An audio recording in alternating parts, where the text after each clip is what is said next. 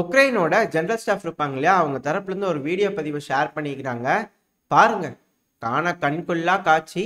நாங்கள் எப்படி ரஷ்யாவோட அந்த ஏர் டிஃபென்ஸ் சிஸ்டம் இந்த டன்ஸ்காய் பகுதியில் இருக்கு இல்லையா, அதை தாக்கி அழிச்சோம் இல்லையா, பாருங்க எப்படி தாக்கியிருக்கோம் பாருங்க, இப்படித்தான் போச்சு அப்படிங்கிறது போல வீடியோ பதிவு ரிலீஸ் பண்ணிக்கிறாரு. பார்த்து எல்லாரும் என்ஜாய் பண்ணுங்க அப்படிங்கிறது போல. இதை பார்க்கும்போது நல்லா தெரியுது, ஒரு வேளை ஏடிஏசிஎம்எஸை பயன்படுத்தியிருக்கலாம் அப்படிங்கிறது போல எனக்கு தோணுது. பதிவுகள் இப்போதான் ரிலீஸ் ஆகிருக்கு, இனிமேல் தகவல்கள் வர ஆரம்பிக்கும். எனக்கு தெரிஞ்ச ஒரு 6 மிசைல்கள் கிட்ட போயிருக்கு அப்படிங்கிறது புரிஞ்சுக்க முடியுது. ஸோ ஏடிஎஸ்எம்எஸை பயன்படுத்தி ரஷ்யாவோட கட்டுப்பாட்டுக்குள்ளே இருக்கக்கூடிய கிரீமியாவோட டன்ஸ்காய் பகுதியில் இருக்கக்கூடிய ஏர்போர்ட்டை தாக்கி இருக்குது உக்ரைன் அப்படிங்கிறது போல எனக்கு தோணுது. உங்களோட கருத்துக்கள் என்ன அப்படிங்கிறது போல கமெண்ட் செக்ஷனில் சொல்லுங்கள்.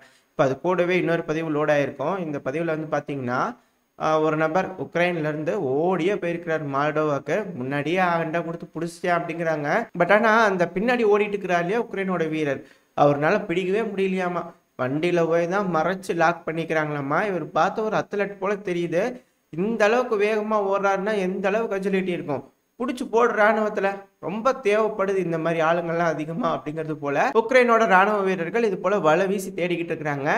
இப்போ வரைக்கும் ஒரு சில ஒப்லாஸ்ட்ல, அதாவது உக்ரைனோட மேற்கு பகுதியில் இருக்கக்கூடிய ஒப்லாஸ்ட்ல மட்டுமே 4000க்கும் மேற்பட்ட கேசஸ் வந்து போலீஸ் வந்து ரிஜிஸ்டர் பண்ணிக்கிறாங்களாமா. அது ஆளுங்களை கூப்பிட்டா வரமாட்டேன் டிமிக்கி கொடுத்துட்டு இருக்கிறாங்க இல்லையா, அது போல 4100க்கும் சம்திங் பேர் இருக்கிறாங்க. இது போல அவங்களாம் தேடிட்டு இருக்கிறோம், அரெஸ்ட் வாரண்ட் கொடுத்துக்கிறோம் அப்படிங்கிறதோட சொல்லப்பட்டிருக்காமா. இப்போ அந்த மாதிரி நபர்கள், அதாவது ராணுவத்துக்கு போய் ஒன்று என்லிஸ்ட் ஆகணும், இல்லை ராணுவத்தில் போய் சேரணும், மேண்டேட்டரி இல்லையா.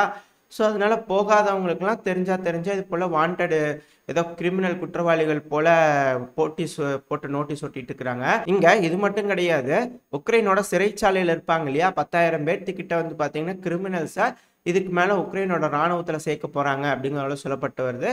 ஸோ எல்லாருமே கட்டாயம் அப்படிங்கிறதுனால அவங்களுக்கும் விதிவிலக்கு இல்லை. ஏன்னா தப்பு செஞ்சுட்டு நம்ம ஜெயிலுக்கு போயிட்டோம் அப்படின்னம்னா ராணுவத்துக்கு போக வேண்டியதில்லை அப்படிங்கிறது போல இருக்கும் இல்லையா.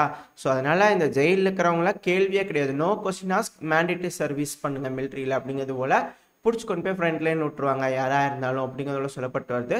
ஸோ உக்ரைன் மிகப்பெரிய அளவில் தயாராகிட்டு இருக்கிறாங்க. ஏன்னா அந்த அளவுக்கு ரஷ்யா ஒரு அஃபென்சிவ் ஆப்ரேஷனே எடுப்பாங்க அப்படிங்கிறது போல உக்ரைன் நம்பிட்டு இருக்காங்க. ரஷ்யாவும் பண்ணிடுவாங்க அப்படிங்கிறதோட சொல்லப்பட்டு வருது. கரெக்டான தருணத்துக்காக வெயிட் பண்ணிட்டு இருக்காங்க. அது நடக்கும் பட்சத்தில் ரஷ்யா பண்ணும்போது தாக்கு பிடிக்க வேணும் இல்லையா. ஆனால் இந்த அளவுக்கு மொபைலைசேஷனை தீவிரப்படுத்திக்கிறாங்க உக்ரைன் அப்படிங்கிறத சொல்கிறாங்க. இது போல பல செய்திகள் தான் இந்த பதிவில் இருக்க போது. அனைவருக்கும் வணக்கம், நான் உங்கள் செந்தில், இது உங்கள் செந்தில் டிஃபென்ஸ். முதல்ல மிடில் ஈஸ்ட்லேருந்து ஆரம்பிச்சிடலாம். காரணம் என்னென்னா, இந்த ஈரான் இஸ்ரேல் இந்த பிரச்சனை இருக்கு இல்லையா, இந்த பிரச்சனையில் ஈரான் ஒரு தடவை ரிட்டாலியேட் பண்ணாங்க. இதுக்கு பதிலடி கொடுப்போம்னு சொல்லி இஸ்ரேல் ஒரு சைடு கிளம்பியிருக்காங்க. ஈரானே அந்த அளவுக்கு கொடுக்கும்போது நம்ம எந்த அளவு கொடுக்கணும் அப்படிங்கிறதுக்காக அதிகமான ஆயுதங்களை இஸ்ரேல் வாங்கி வச்சுக்கிட்டு இருக்காங்க. இதெல்லாம் வச்சு பார்க்கும்போது இது இனிஷியலாக மிசைல் வாரா இருக்கும் அப்படிங்கிறதெல்லாம் சொல்லப்பட்டு வருது. அதாவது ஃபர்ஸ்ட் இஸ்ரேல் வந்து டமாஸ்கஸ் அடிச்சிட்டாங்க, அதுக்கப்புறம் ஈரான் வந்து அவங்களோட மைட்டை காமிச்சாங்க இல்லையா, ட்ரோனு மிசைல்னு சொல்லிட்டு. ஸோ இதுக்கு பதிலடி கொடுக்குற மாதிரி இவங்களும் இஸ்ரேல் வந்து பார்த்தீங்கன்னா ட்ரோனு மிசைல் ஏர் ஸ்ட்ரைக் பண்ணுறதுக்கு ட்ரை பண்ணுவாங்க. அதே போல் ஈரான் தரப்பு வந்து அதுக்கடுத்து ரிட்டாலியேட் பண்ணும்போது இது போல் மிசைல்கள் ட்ரோன்களாக இருக்கும். ஸோ இது போல் அவங்க கிட்ட இருக்கக்கூடிய மிசைல்கள் எந்த அளவுக்கு இருக்குது அப்படிங்கிறத மாறி மாறி காமிச்சுக்குவாங்க. ஒரு கட்டத்துக்கு மேலே அந்த மிசைல்கள்லாம் முடியும் இல்லையா, அதாவது இவங்க அடிச்சாங்கன்னா அவங்க அடிப்பாங்க, அவங்க அடிச்சாங்கன்னா இவங்க அடிப்பாங்கன்னு இருந்துட்டு இருக்கோம். ஒரு கட்டத்துக்கு மேலே இந்த மிசைல் வாரெலாம் முடிஞ்சதுக்கு அப்புறம் தான் கைகலப்பாகும், அந்த கான்ஃப்ளிக்ட் நடக்க ஆரம்பிக்கும். ஸோ அந்த டைமில் வந்து மிடில் ஈஸ்டில் ஒரே அக்கப்போராக இருக்கும் அப்படிங்கிறத சொல்லப்பட்டு வருது. இந்த சமயத்தை சில நாடுகள்லாம் அமெரிக்காவோட கோரிக்கையை கேட்டு நடக்கிறதுக்கு மறுக்கிறதா சொல்லப்பட்டு வருது. அதாவது ஃபுல் ஃப்ளெஜ்டால உதவ முடியாது, நீங்கள் நினைக்கிற மாதிரிலாம் செய்ய முடியாது, நீங்கள் செய்யுங்க, நாங்கள் எதுவும் கண்டுக்காமல் இருந்துக்கிறோமே தவிர எங்களை இதில் இன்வால்வ் பண்ணாதீங்க அப்படிங்கிறது போல் சொல்லப்படுற மாதிரி தெரியுது சில நாடுகள். ஸோ அப்படி இருக்கிறதுனால அந்த நாடுகள் மேலே சில பல விஷயங்கள் செய்கிறதுனால, அதாவது மறைமுகமாக வேலைகள் செய்கிறதுனால இப்போ அந்த நாடுகளுக்கும் வேறு வழியே இல்லாமல் ஈரானுக்கு எதிரான முடிவுகள் எடுக்க வேண்டிய கால கட்டாயத்துக்கு தள்ளப்பட்டிருக்கிறாங்க அப்படிங்கிறது போல சொல்லப்பட்டு வருது.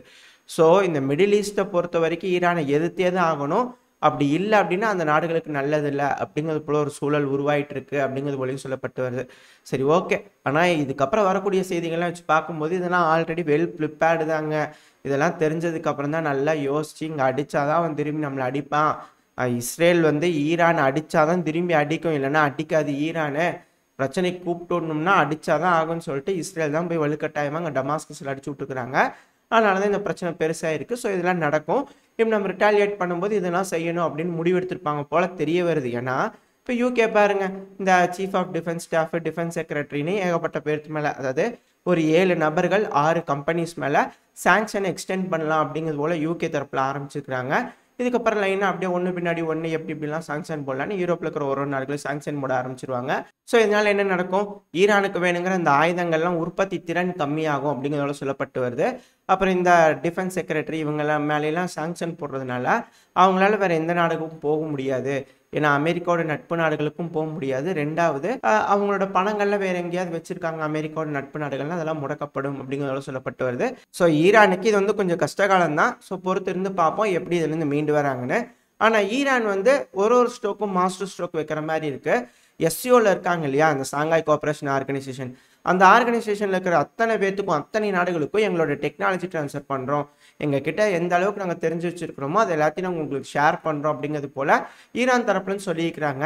இது எதுக்கான ஒரு இது, இந்த எஸ்சிஓங்கிறதுல நிறையா நாடுகள் இருக்காங்களே, ஈரானை விட கம்பேர் பண்ணும்போது, அதுவும் குறிப்பாக வந்து பார்த்தீங்கன்னா சீனா, ரஷ்யா, பெரிய பெரிய நாடுகள்லாம் இருக்காங்களே அப்படிங்கிறது போல் இருக்கா. ஸோ ஒன்ஸ் ஈரான் அவங்களுக்கு டெக்னாலஜி ட்ரான்ஸ்ஃபர் பண்ணுறதா சொல்லியிருக்காங்க அப்படின்னா, ஷாங்காய் கோஆப்ரேஷனில் இருக்கக்கூடிய எல்லா நாடுகளும் நாங்களும் டெக்னாலஜி ட்ரான்ஸ்ஃபர் பண்ணுறோம் அப்படிங்கிறது போல எல்லா நாடுகளும் சொல்ல ஆரம்பிச்சிட்டாங்க அப்படின்னா, இதுவும் ஒரு வகையான மிரட்டல் தான் அப்படிங்கிறதோட சொல்லப்பட்டு வருது. காரணம் என்னென்னா, டெக்னாலஜி ட்ரான்ஸ்ஃபருங்கிறது இதுதான் அதுதாங்கன்றதில்ல, கம்ப்ளீட் டெக்னாலஜி ட்ரான்ஸ்ஃபர் இதுக்கு மேலே இருக்கும். ஸோ இப்படி இருக்கிறதுனால ஈரானும் அடுத்த கட்ட வளர்ச்சி நோக்கி போயிட்டே இருப்பாங்க. அவங்ககிட்ட இல்லாத ஆயுதங்களே இல்லை அப்படிங்கிறது போல் போயிட்டே இருப்பாங்க. ஏன்னா ஒன்ஸ் போருங்கிறது ஆரம்பிச்சிருச்சு அப்படின்னா ஒருத்தங்க வந்து எதுவும் ஜாயிண்ட் அடிச்சுக்கிறது இல்லை. ஸோ அவங்களுக்கு எந்த அளவுக்கு உதவ முடியுமோ அந்த அளவுக்கு மறைமுகமான உதவிகள் சீனா, ரஷ்யா செஞ்சுக்கிட்டே தான் இருப்பாங்க. ஏன்னா அப்படி செஞ்சுக்கிட்டு தான் ஆகணும். ஏன்னா இவங்கள ஒரே ஒன்றா இருந்தால் மட்டும்தான் இந்த பிரச்சனையிலேருந்து தப்பிக்க முடியும்.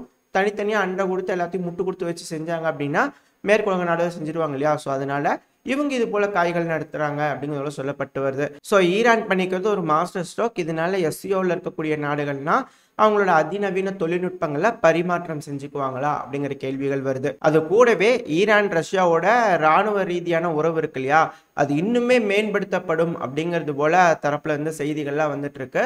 ஸோ சாங்ஷன்ஸ் போடட்டும் அப்படின்னு வெயிட் பண்ணிட்டு இருக்காங்க ரஷ்யா தரப்புல இருந்து.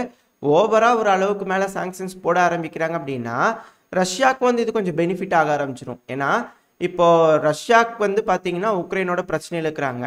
எந்த அளவுக்கு மேற்குலக நாடுகள் உக்ரைனுக்கு உதவுறாங்களோ அந்த அளவுக்கு ரஷ்யா ஈரானுக்கு உதவ ஆரம்பிக்கலாம். ஸோ அதனால கொஞ்சம் பேலன்ஸ்டாக இருக்கும். இதுக்கு மேலே ஒன் சைடடாக இருந்துட்டு இருந்தது இல்லையா, எல்லா டைமையும் ரெட் லைனை வந்து மேற்குலக நாடுகளை தாண்டிட்டு இருக்கிற மாதிரி இருந்தது. இப்போ இங்கே இஸ்ரேல் ஈரான் ஆரம்பிக்கிறதுனால ரஷ்யா வந்து நான் இந்த தடவை ரெட் லைனை ஒரு தடவை தாண்டி காட்டுறேன் அப்படிங்கிறது போல தாண்டறதுக்கு ஒரு வாய்ப்புகள் இருக்கு இல்லையா.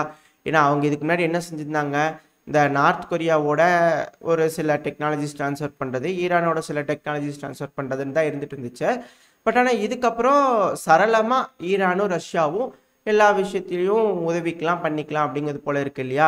இதோட இந்த பதிவை நான் முடிச்சுக்குவோம். இந்த பதிவு எப்படி இருந்துச்சு, உங்களுக்கு பிடிச்சிருக்கா, பிடிச்சுனா லைக் பண்ணுங்க, ஃப்ரெண்ட்ஸ் அண்ட் ஃபேமிலியோட ஷேர் பண்ணிக்கோங்க. அது கூடவே மறக்காம இந்த பதிவு எப்படி இருந்துச்சு அப்படின்ற உங்களோட கருத்துக்களை கமெண்ட் செக்ஷனில் சொல்லுங்க. இந்த பதிவு நல்லா இருந்திருக்கும் நம்பிக்கையில் அடுத்த பதிவில் உங்களை சந்திக்கிறேன். அது வரைக்கும் ஸ்டே சேஃப். பை.